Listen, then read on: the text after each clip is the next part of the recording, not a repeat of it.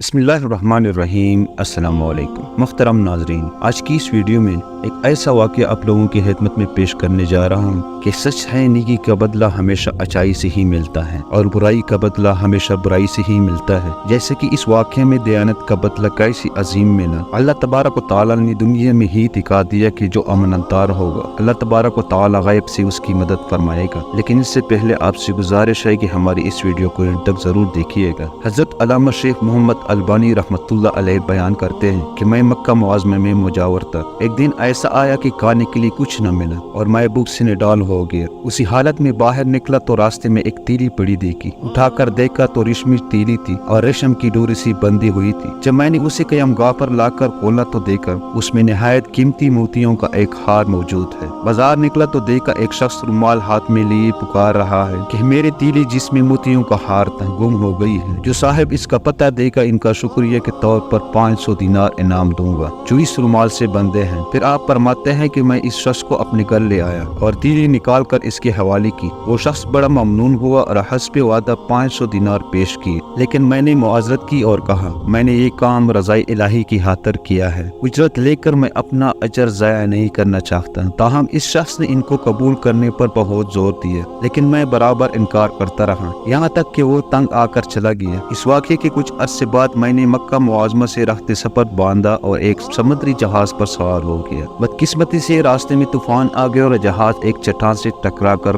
पाश हो गया। मेरे सिवा सब मुसाफिर डूब गए। मेरे बचने की ये सूरत होने की तख्ता मेरे हाथ आ गया और मैं इस पर बैठ गया। बहता बहता एक जजीरे के साहिल तक पहुंच गया। इत्तेफाकन ये हुआ कि इस जजीरे के बशिंदे मुसलमान थे। मैं वहाँ की मस्जिद में ठहर गया। लोगों ने मुझसे हाल दरियाफ्त किया तो मैंने इसको सारा वाक़या बयान कर दिया। लोग ये सुनकर बहुत मुतासिर हुए और मेरे साथ निहायत अच्छा सलूक किया। बहुत से लोग मुझसे कुरान करीम की तलीमात हासिल करने आने लगे और अपने बच्चों को भी कुरान की तलीमात के लिए मेरे पास भेजने लगे। थोड़ी ही मुद्दत में ये लोग मुझसे बेहद मुतासिर हो गए और मुझे अपना मुर्शद समझने लगे। इसके अलावा वो मुझे काफ़ी माली इमदाद भी देते थे और दूसरी कई किस्म की खिदमत करने से भी गुरेज न करते थे। एक दिन उन्होंने आपस में कुछ मशवरा किया और फिर मेरे पास आकर कहा हमारी राय ये है कि आप शादी कर लें और यहाँ मुस्तकिल अकामत इख्तियार कर लें। मैंने कहा जैसे आप लोगों की खुशी। चुनांचा उन्होंने बताया कि हमारे यहाँ एक मालदार यतीम लड़की है। हमारे ख्याल में इसके लिए आपसे बेहतर शोहर मिलना मुश्किल है। अगर आप रजामंद हो तो उससे आपका निकाह कर दें। मैंने रजामंदी का इजहार किया और मेरा इस लड़की से निकाह हो गया।